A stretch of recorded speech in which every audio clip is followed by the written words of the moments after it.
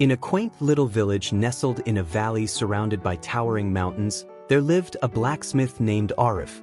Known for his skill and honesty, Arif forged tools and weapons for his community, earning respect and modest prosperity.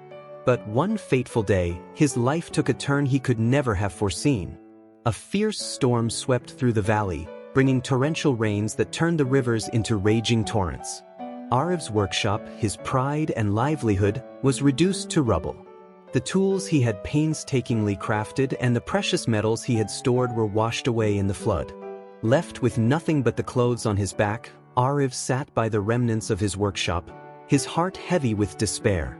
"How could this happen to me?" he lamented. "I worked so hard, and now I have nothing left. Life is cruel and unfair."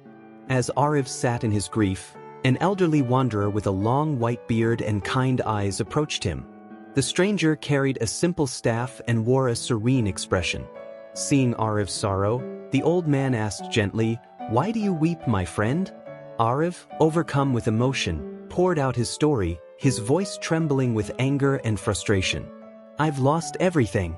My life's work is gone. How can this be for any good?" The old man listened patiently, then said, "Would you like to hear a story?" Though skeptical, Arif nodded. The old man sat beside him and began.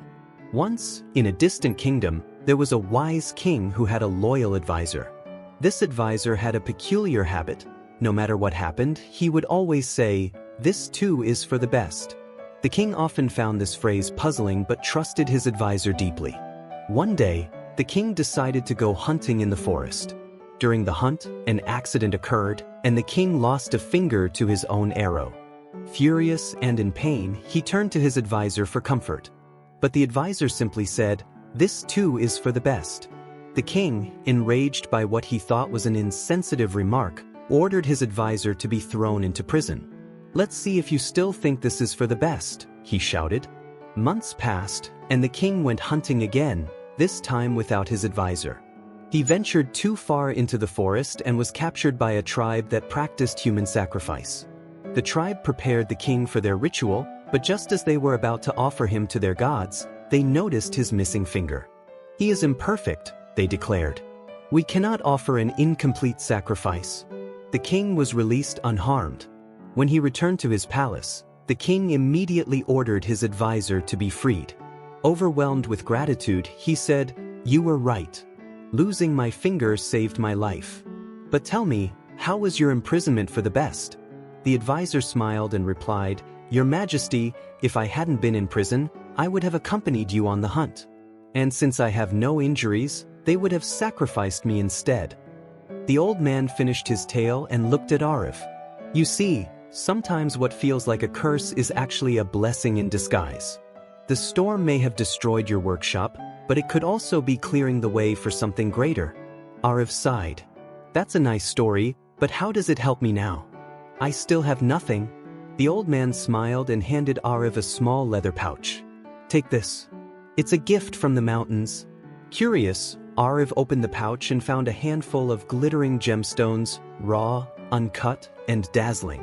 He gasped, "These are precious stones. How did you find them?" The old man chuckled. "The storm that took your workshop also unearthed these stones.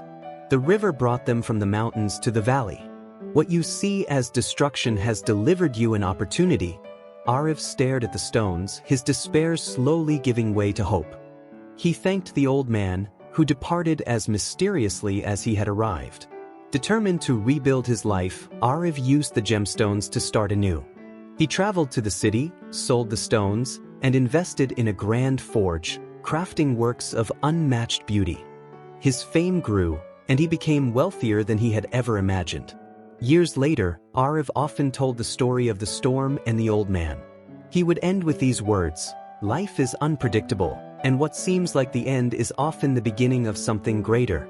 Trust the process, even in the darkest moments, for hidden within every trial is a gift waiting to be discovered." The moral of Arif's journey is simple yet profound. Life's challenges are not the end but a doorway to growth and transformation. Embrace the storms, for they may carry the seeds of your greatest blessings.